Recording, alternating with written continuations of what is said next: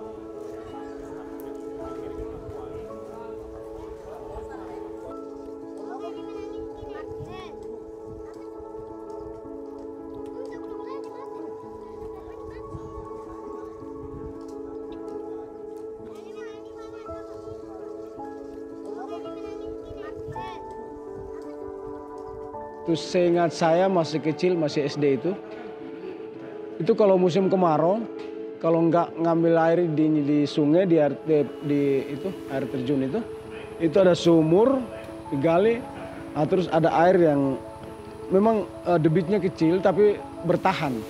Itu kita biasa ngambilnya di situ, jadi itu biasa wadahnya itu dari bambu. Kita bocorin bambu panjang itu ya kita pikul.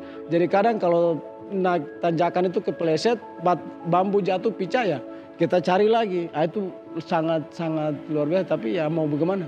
Itu kebutuhan. Kendala kami di beberapa kampung yang ada di Misol Barat itu, kendala utamanya itu adalah air bersih, Pak. Air bersih. Jadi kalau musim penghujan ya masih bisa, tapi cuma kalau musim kemarau ini yang sangat agak sulit masyarakat mendapatkan air bersih.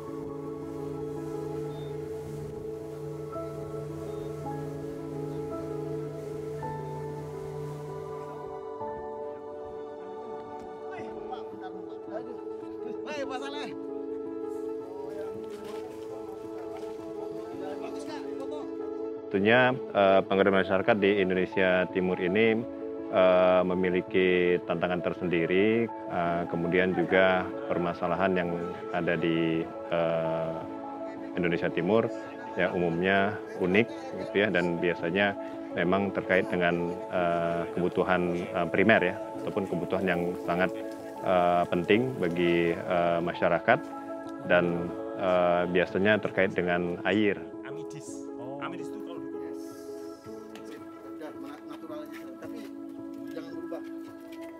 Ini sebenarnya salah satu terobosan yang luar biasa ya, khususnya untuk DPRTM ITB, karena berkontribusi yang secara optimal khususnya untuk daerah 3T, dan kita mengetahui bahwa air sendiri adalah sebagai sumber kehidupan. Dengan program pengabdian dari ITB, yaitu dengan langsung menyediakan pemboran air bersih untuk masyarakat.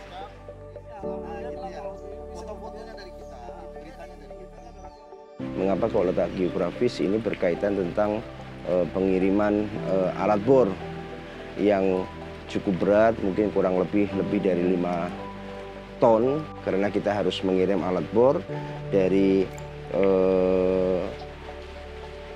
Jawa gitu ya, khususnya dari Bandung ke Surabaya, maupun naik kapal kemudian kurang lebih 7 hari. Dan yang menjadi excited yaitu setelah kita tiba di Sorong seperti ini, kita perlu meloading lagi dan loading unloading dari satu pulau ke pulau yang lain, dan ini cukup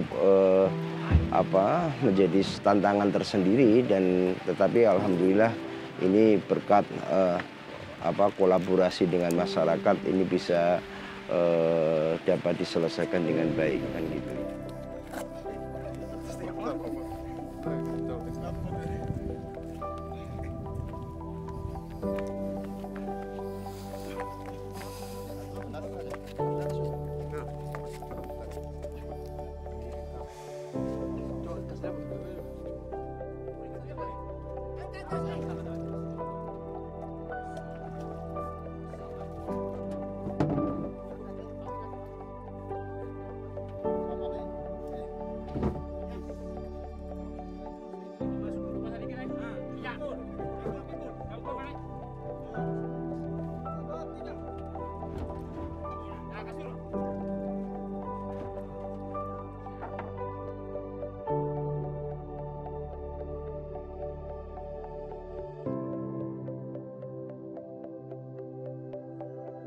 Pada waktu kita melakukan konstruksi itu mengalami masalah yang mana terjadi longsoran, dan itu sampai lebih dari 8 kali, sehingga itu menjadi hanya sebagian kecil permasalahan yang ada di lapangan. Tetapi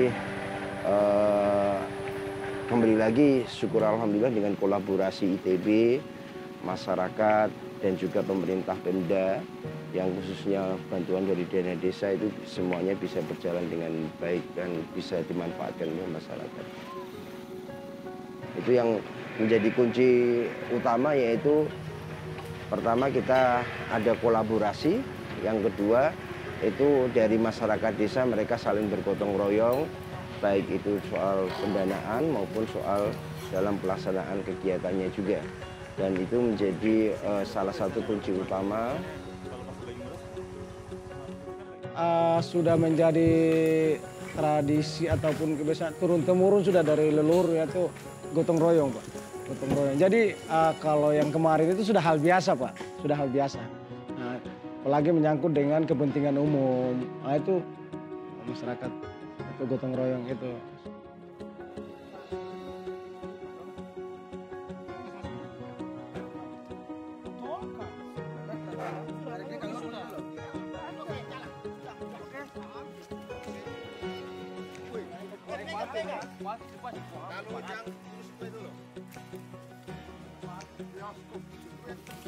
Woi, pelan-pelan.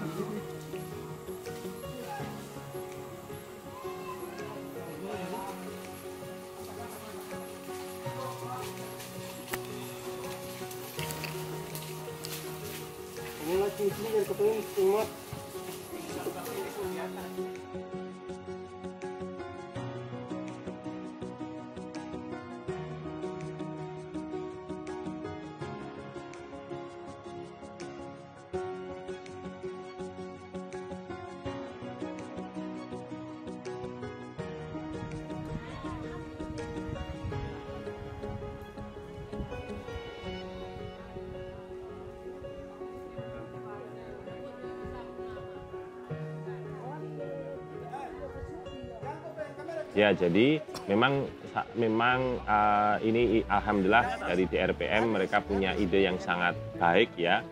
Tidak hanya penyediaan air bersih dalam artian pengeboran, tapi juga langsung penyediaan air minum. Jadi syarat yang dikeluarkan oleh peraturan Menteri Kesehatan itu syarat untuk air bisa diminum itu 500 maksimal TDS-nya. Soal yang cuma sampai 100 gitu ya, artinya walaupun dekat pesisir tapi dia TDS-nya 100. Kemudian di Magei itu juga di bawahnya 400, di antara 500 dan 100, artinya 400, 300 gitu ya. Ya, kalau kita lihat hasil dari pengeboran yang sudah dilakukan oleh tim untuk air yang didapatkan di Desa Magei ini memiliki kualitas air yang aman ya untuk dikonsumsi, dilihat dari parameter-parameter seperti TDS, kemudian pH gitu ya. Jadi mungkin kalau bisa kita simpulkan bahwa pengoboran di Desa Mageh ini berhasil, dan juga masyarakat bisa mendapatkan air bersih, dan juga dengan bantuan alat ultrafiltrasi air di Mageh ini bisa langsung diminum. Itu tantangan bahwa kalau memang kita mendapatkan air yang memang sudah terpengaruh atau mendapatkan pengaruh dari air laut, itu artinya dia mengandung mineral-mineral garam yang memang tidak enak untuk diminum ya, tidak. Karena yang namanya teknologi ini semuanya ada batasannya begitu ya, artinya kita tidak bisa menyatakan sebuah teknologi itu untuk menyelesaikan semua masalah, tentu saja tidak. Membran ini tidak bisa digunakan untuk mengolah air laut, karena air laut itu mengandung garam, yaitu mineral-mineral ion yang berupa garam yang tidak bisa disisihkan oleh membran ultrafiltrasi ini.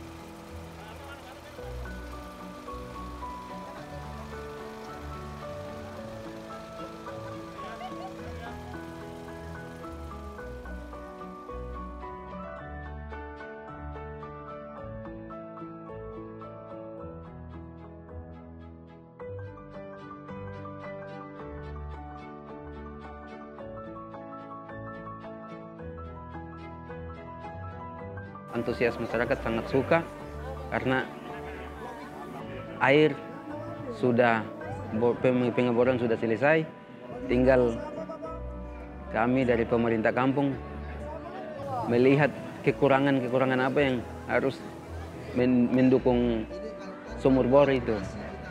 Makanya ini sementara saya ada pikirkan secepat mungkin supaya air itu harus disalurkan ke kampung, di masyarakat semua warga begitu.